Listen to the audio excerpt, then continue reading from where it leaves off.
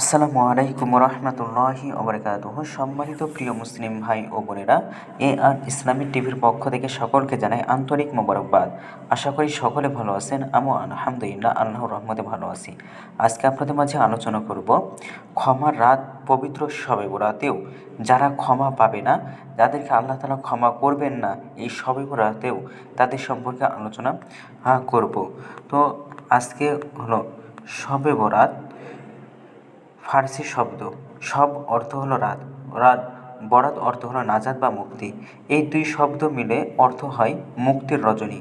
শবে রাতে আল্লাহ তাআলা অনুগত বান্দাদের ক্ষমা করে দেন, তাই রাতটি মুক্তির রজনী নামে খ্যাত। শবে রাতের আরেকটি তাৎপর্য হলো এই রাতে সৃষ্টি জগতের ভাগ্য বন্টন করা হয়। মানুষের ভাগ্য নির্ধারিত বা পৃথিবী সৃষ্টির 50,000 বছর আগেই নির্ধারিত করা হয়েছে। তবে এই রাতে এক বছরের প্রকাশ করা হয়। আয়েশা রাদিয়াল্লাহু তাআলা আনহা থেকে বর্ণিত, রাসূলুল্লাহ সাল্লাল্লাহু আলাইহি ওয়াসাল্লাম বলেন, তুমি কি জানো অর্ধ শাবানের রাতের কার্যক্রম কি? আয়েশা রাদিয়াল্লাহু তাআলা আনহা বললেন, না হে আল্লাহর রাসূল। নবী করিম সাল্লাল্লাহু আলাইহি ওয়াসাল্লাম বলেন, এ বছর যতজন সন্তান জন্মগ্রহণ করবে এবং মারা যাবে তা লিপিবদ্ধ করা হয়।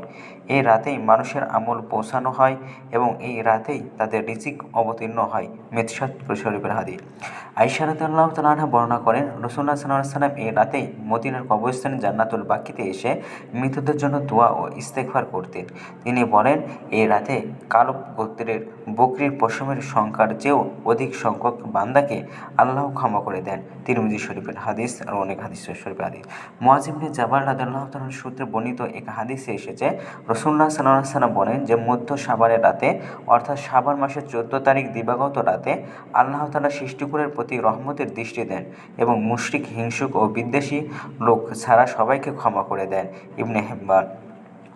কিন্তু ক্ষমা লাভের এমন বিশেষ সময়েও কিছু মানুষ আল্লাহর ক্ষমা থেকে বঞ্চিত হয়। তাদের পরিচয় সম্পর্কে হাদিসে এসেছে। বিখ্যাত সাহাবী মুআয ইবনে জাবাল রাদিয়াল্লাহু তাআলা আনহু থেকে বর্ণিত, নবী করিম সাল্লাল্লাহু আলাইহি সাল্লাম ইরশাদ করেছেন, আল্লাহ তাআলা অর্ধ শাবানের রাতে অর্থাৎ শাবানের 14 তারিখ দিবাগত রাতে তার সৃষ্টির দিকে রহমতের দৃষ্টি দেন এবং মুশরিক ও বিদ্বেষ পোষণকারী ছাড়া সবাইকে ক্ষমা করে দেন। সহিহ ইবনে হিব্বান। তো শবে রাতেও যারা ক্ষমা পাবে না তারা হলো হাদিস শরীফে বর্ণিত হয়েছে, এ রাতে আল্লাহ তাআলা তার উম্মতকে ক্ষমা করে দেন, কিন্তু 7 শ্রেণীর মানুষের জন্য কোনো ক্ষমা বা কল্যাণের অংশ থাকে না।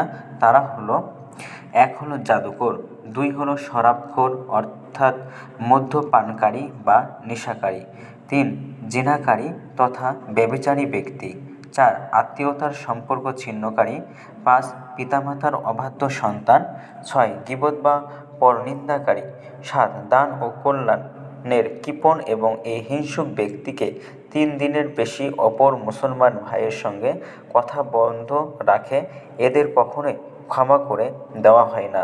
তো ভিডিওটি ভালো লাগলে অবশ্যই চ্যানেলটি সাবস্ক্রাইব করে পাশে থাকবেন। ধন্যবাদ সকলকে।